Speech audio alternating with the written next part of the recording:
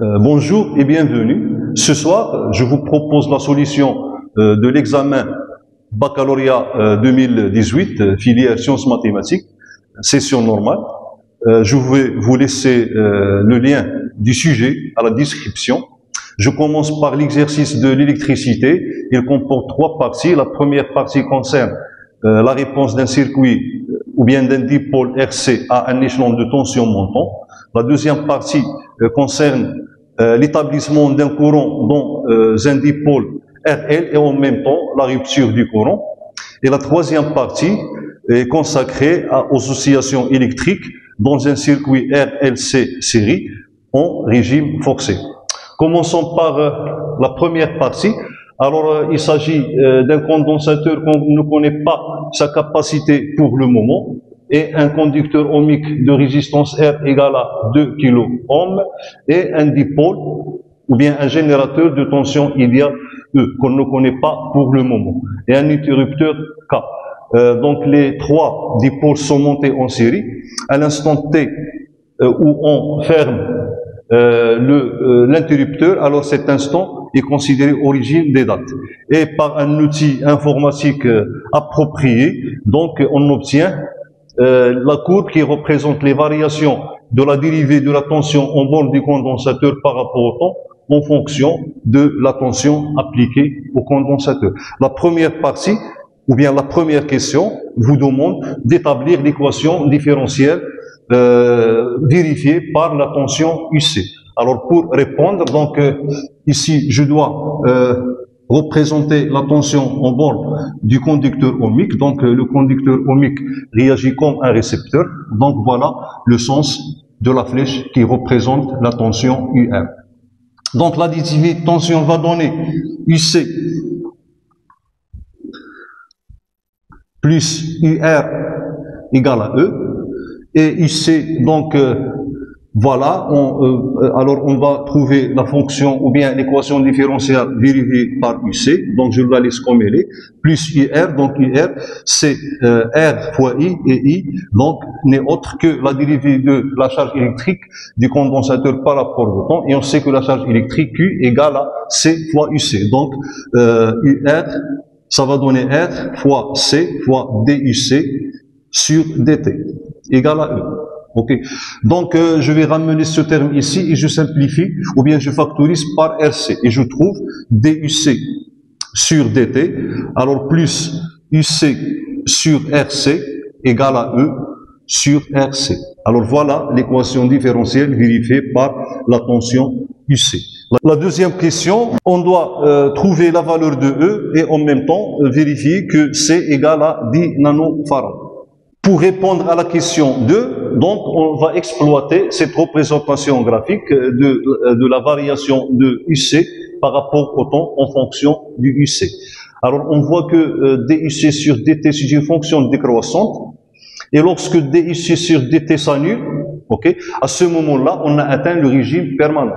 Et on sait que en régime permanent, la charge du condensateur atteint sa valeur maximale, ok, et UC prend UC max, ok. Ça veut dire quoi? Ça veut dire que DUC sur DT égale à 0, donc implique que UC égale à UC max. Et on sait que lorsque la charge du condensateur arrive à sa fin, ok, donc en voyant ici l'équation différentielle, donc on va trouver que, donc l'équation 1 implique que, donc E sur RC égale à UC max sur RC, donc implique que E égale à UC max.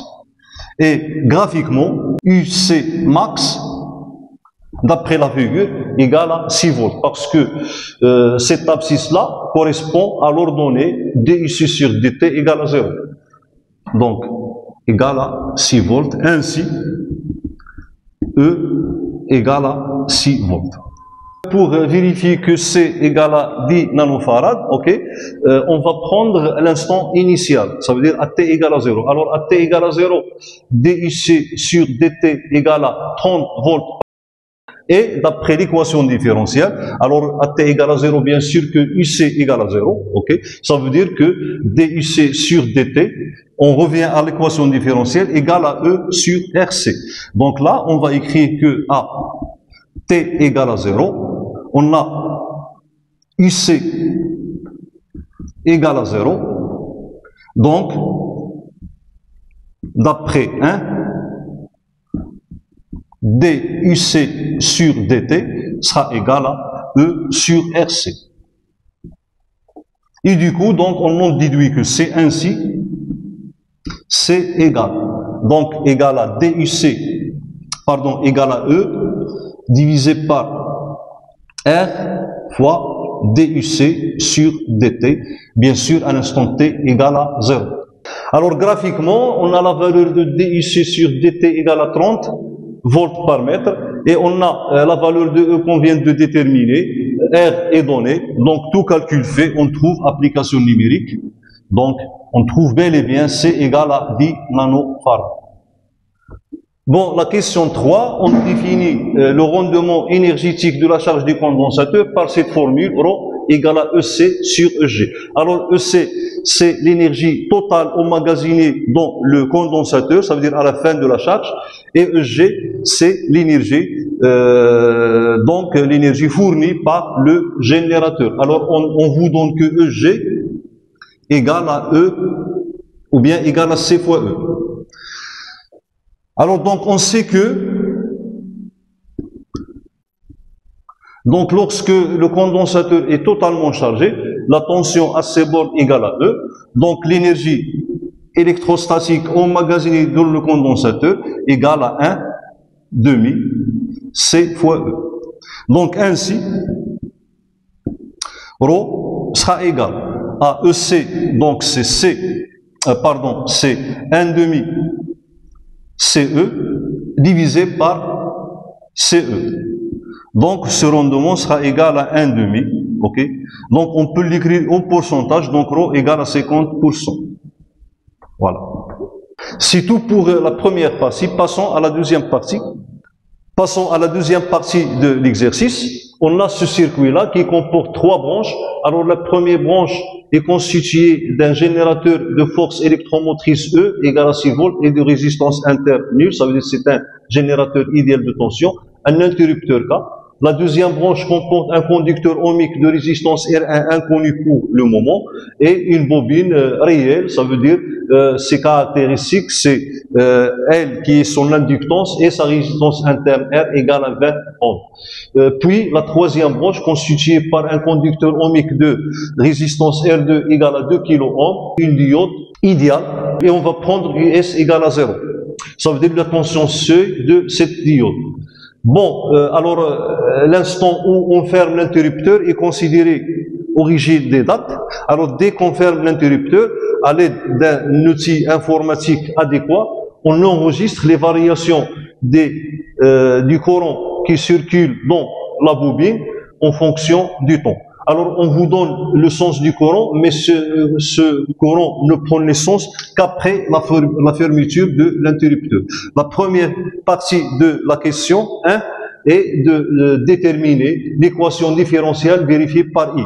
Alors donc dès qu'on ferme l'interrupteur, il y a apparition d'un courant I. Alors lorsqu'il arrive à ce nœud-là, donc la diode ici, par rapport au sens de ce courant, elle est bloquée. Donc, la diode empêche le courant de circuler. Donc, la totalité de l'intensité du courant va passer dans cette branche. Ça veut dire que le courant qui circule dans le générateur est le même que celui qui circule dans cette branche. Alors, donc, d'après l'additivité de tension, on a la tension en borne de la résistance ou bien du conducteur ohmique. Je vais la noter par UR1. Plus la tension électrique au bord de la bobine que je vais noter par UL, donc égale à E.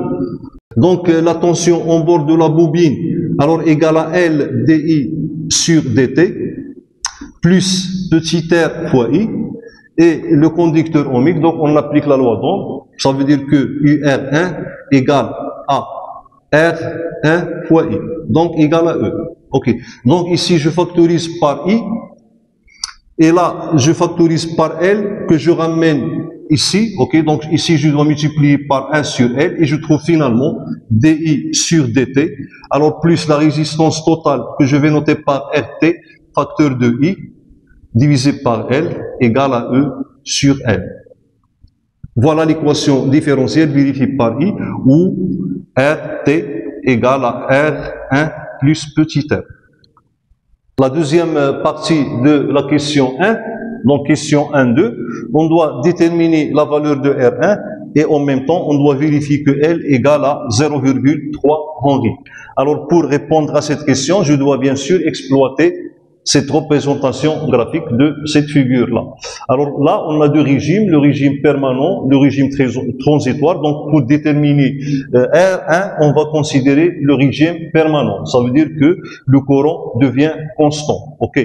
Alors, donc, lorsque le courant devient constant, ça veut dire que sa variation est nulle. Ok.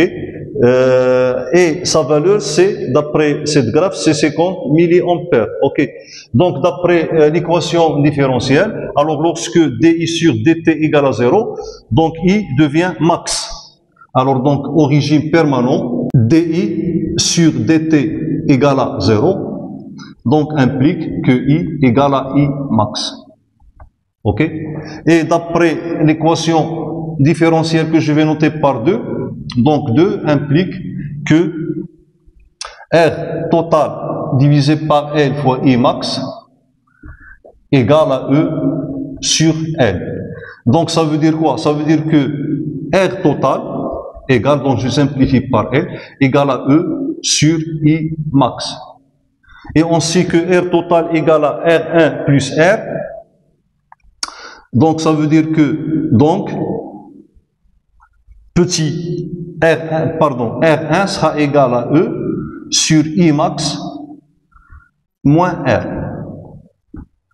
Alors on relève la valeur de I max, donc graphiquement, I max égale à 50 milliampères. Et tout calcul fait, donc on trouve R1 égale 100 ohms. On doit maintenant vérifier que L égale à 0,3 Henry. Alors, donc, on va exploiter cette tangente que je vais noter par YT. Alors, la tangente à la courbe à l'instant T égale à 0. On sait que elle coupe l'asymptote à l'instant T égale à tau. Et on sait que, d'après graphiquement, on a 2,5 millisecondes représente l'instant où la tangente coupe l'asymptote. D'accord? Alors, c'est ce qu'on va écrire, et on sait que tau n'est autre que L sur R total. Donc, ça veut dire quoi? Ça veut dire que L égale à R total fois tau. Bon, donc, application numérique, on relève tau d'après la figure. Donc, graphiquement, on a tau égale à 2,5 millisecondes et je trouve finalement L égale à 0,3 Henry. La dernière partie de la question 1 est de calculer UL en régime permanent. Alors tout d'abord j'exprime UL égale à L DI sur DT plus R, la résistance interne, fois I. Donc en régime permanent, le courant ne varie plus, ça veut dire que DI sur DT égale à 0 et I égale à I max. Donc ainsi, UL sera égal à R fois I max. Application numérique, donc on trouve UL égal à 1 volt. Bon, la question 2, bon, on ouvre K, et l'instant où on a ouvert K, cet instant sera considéré comme nouvelle origine des dates. Bon, la première question, on vous demande de calculer l'intensité du courant juste après l'ouverture de l'interrupteur K. Ça veut dire que cette frange sera éliminée. On avait vu au cours, lors de la rupture du courant, son intensité est une fonction continue. Ça veut dire qu'il ne change plus de sens. Tandis que la tension au bord de la bobine, bien sûr, il devient négatif. Ça veut dire qu'il change de signe parce que la bobine, à l'instant où on ouvre l'interrupteur, il se comporte comme un générateur. Par contre, dans le cas du condensateur, lors de sa charge et sa décharge, l'intensité du courant électrique est discontinue, tandis que la tension en bord du condensateur est continue. Okay. Donc je vais expliquer pour ce cas à l'aide d'un graphe. Alors on a dans le premier temps où on a ouvert ou bien fermé l'interrupteur K, il y a établissement du courant. Donc le courant est une fonction croissante, donc il croît jusqu'à atteindre la valeur maximale. Okay. Et là on est en régime permanent. Alors ici on a I de T. À un instant donné, le courant, donc on va ouvrir l'interrupteur comme le cas ici. Dans ce cas, le courant, tout simplement, il va décroître jusqu'à ce qu'il s'annule. On a ici rupture du courant. Voilà. Et à cet instant-là, donc on a la continuité du courant. Ça veut dire que la limite à droite, à gauche égale à la limite à droite. Et la valeur de I, d'après, comme réponse à cette question, c'est cette valeur-là qui est égale à 50 milliampères. Voilà, juste après l'ouverture du cas, le courant ne change pas de sens, donc son intensité est une fonction continue du temps. Ainsi, I égale à I max, donc I égale à 50 milliampères. La deuxième partie de cette question, alors on vous demande que à l'instant t égale à 0, ça veut dire l'instant où on a ouvert l'interrupteur, on doit déterminer la valeur de la dérivée de I par rapport au temps, et on doit calculer et bien sûr en se basant sur l'équation différentielle vérifiée par I. Donc tout d'abord, on doit écrire l'équation différentielle. Alors l'équation différentielle ici, donc on a les différents dipôles sont représentés en convention récepteur. Alors même pour la bobine, donc il se comporte comme un générateur. Donc c'est pour cela que cette tension-là, on doit la trouver négative. Ok. Donc pour qu'il sera positif, donc je dois inverser ce sens. Ok. Parce que la bobine, dans ce cas, se comporte comme un générateur. Ok. Alors là, on a la tension UR2 et la tension en borne de la diode, donc c'est 0, donc pas la peine de la mentionner. Alors donc d'après l'additivité de tension, on a UL plus UR1 plus UR2 égale à 0. Alors UL c'est LDI sur DT, alors plus RI plus R1I, donc je factorise par I, je trouve finalement R plus R1 plus R2 I égale à 0. Alors je pose ici c'est R total prime. Ça veut dire que L DI sur DT plus alors je peux factoriser par L, ok, et je trouve finalement donc R T prime divisé par L I égale à 0. Alors voilà l'équation différentielle vérifiée par I. Donc à l'aide de cette équation différentielle, je dois déterminer DI sur DT à l'instant T égale à 0.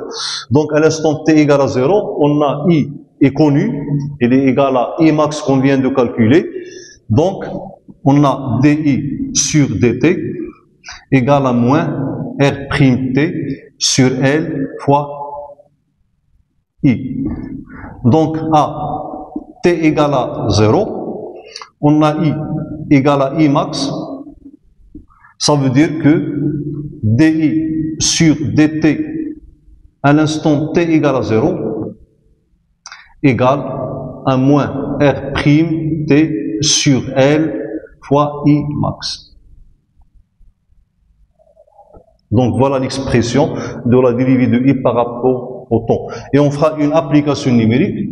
Donc on trouve que DI sur DT à l'instant T égale à 0, donc égale moins 3,53 fois 10 à la puissance 2 ampères par seconde. Je dois maintenant calculer UL à l'instant T égale à 0. Alors UL, donc on a l'expression de l'intensité au bord de la bobine, UL, à l'instant t égale à 0, donc égale à L dI sur dt à l'instant t égale à 0. Donc on vient de calculer cette grandeur en cette partie de cette question, donc plus la résistance interne I fois I max. Voilà, application numérique. Donc on trouve UL à l'instant t égale à 0 égale moins 105 volts. La troisième question, on doit justifier le rôle que joue cette branche, ça veut dire le rôle de ce conducteur ohmique et le rôle de la diode. Donc, à l'instant où on ouvre l'interrupteur, ok, il y a une variation brutale du courant qui conduit à l'apparition d'une tension qu'on vient de calculer, donc qui est égale à moins 105 volts. Donc là, on parle de surtension. Alors ce phénomène de surtension aboutit à l'apparition de quoi? Des étincelles, ok, au bord de l'interrupteur. Alors donc, ces étincelles ou bien ce phénomène de surtension peut causer des dégâts dans le circuit. Alors donc, le rôle que joue cette diode est d'empêcher l'apparition des étincelles. Ok. Tandis que pour la résistance R2, ok, ou bien ce conducteur ohmique, alors on sait que taux, donc égal à L sur R. Donc, plus taux augmente, ok, plus le temps de la charge ou bien de la décharge augmente. Ok. Alors donc, pour ce circuit total, on a taux sera égal à L divisé par petit r plus R1 plus R2. Alors le branchement de ce conducteur diminue taux.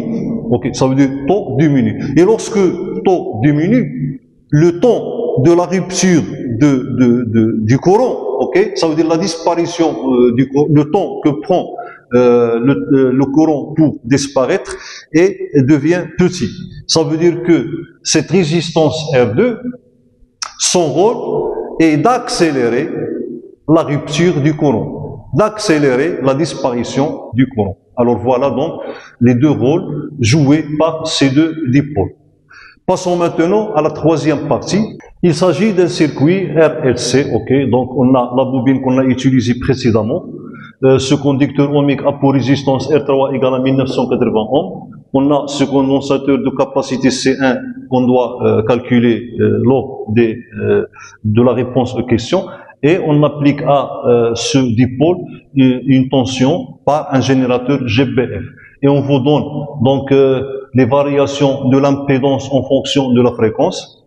Et la première question est de déterminer la fréquence de la résonance.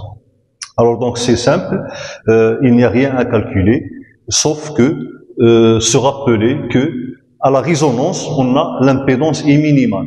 Okay? Ça veut dire que l'impédance est purement résistive. Et pour que l'impédance soit purement résistive, ça veut dire que la fréquence imposée par le générateur doit être égale à la fréquence propre du circuit. Alors d'après le graphe, donc ici on va répondre graphiquement, l'impédance est minimale lorsque la fréquence prend la valeur de 0,5 kHz. Okay? Donc on va écrire que à la résonance, l'impédance est minimale et graphiquement, Z prend sa valeur minimale lorsque N égale à 0,5. Donc N égale à 0,5 kHz, c'est la fréquence de résonance. Pour la deuxième question, on doit calculer la capacité C1. Donc je dois me rappeler de l'expression de la fréquence propre du circuit, parce que à la résonance, on a N égale à N0. Ok. Et N0, la fréquence propre, donc égale à 2pi fois la racine carrée de LC. Ok. Ça veut dire que C, bon, C1, ici on a C1 égale à 1 sur 2pi N0, le tout au carré fois L. Donc voilà l'expression de C1. Application numérique, donc C1 égale 0,33 microfarad. Bon, passons à la dernière question de cette partie, 3.3.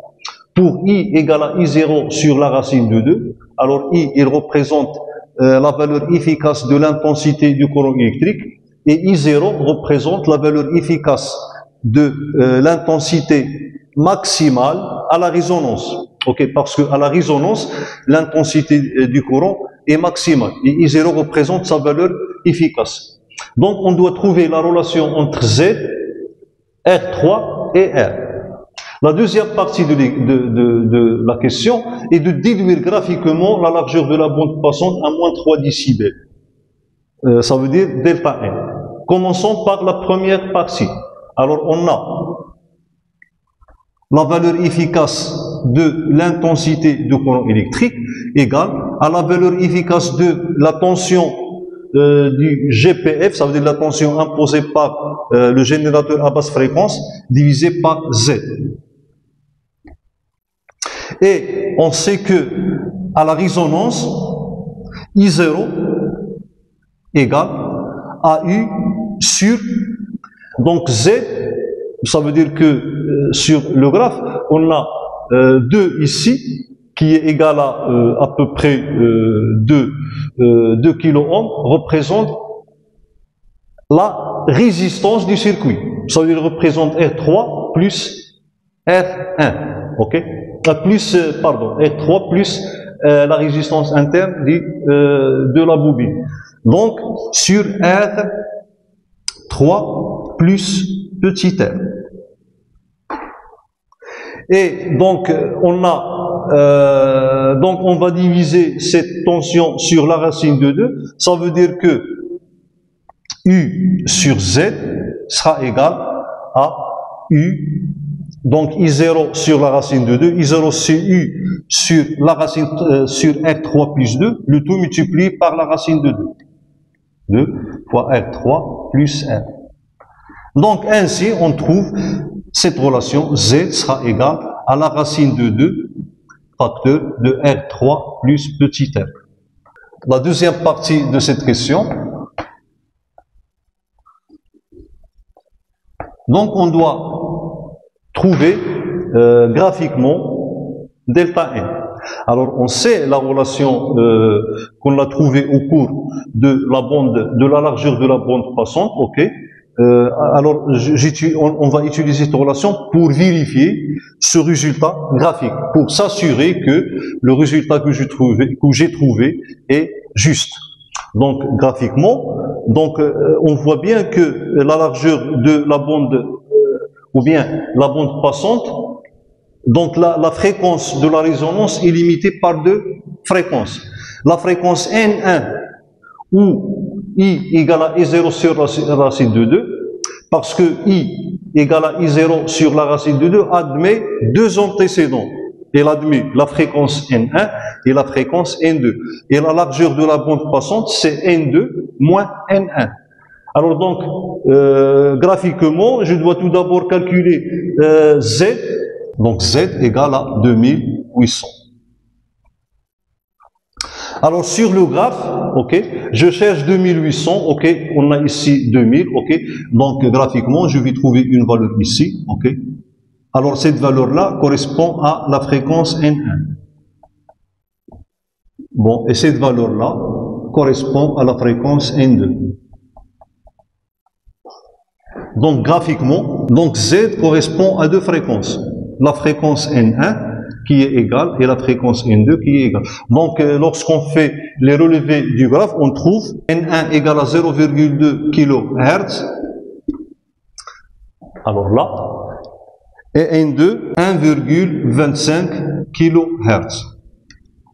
Donc delta N égale à N2 moins N1. Donc on trouve que delta N égale à 1,05 kHz. Alors voilà la valeur trouvée graphiquement. Ok.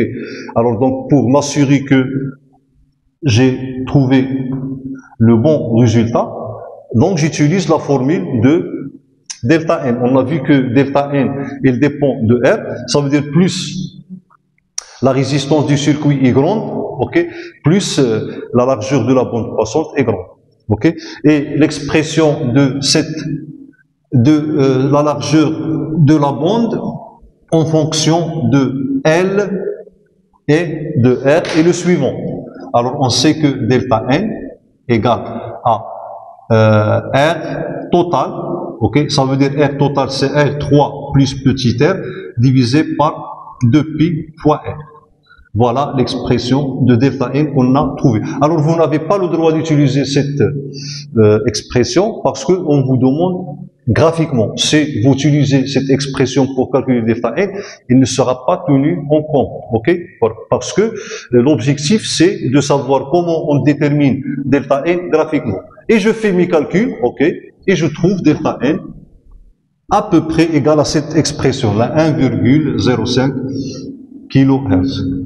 Alors donc, je sais maintenant que mon résultat est juste. Bon, c'est tout pour cette séance. Prochainement, donc, je vais traiter avec vous ou bien voir la solution de la mécanique. Merci pour votre attention.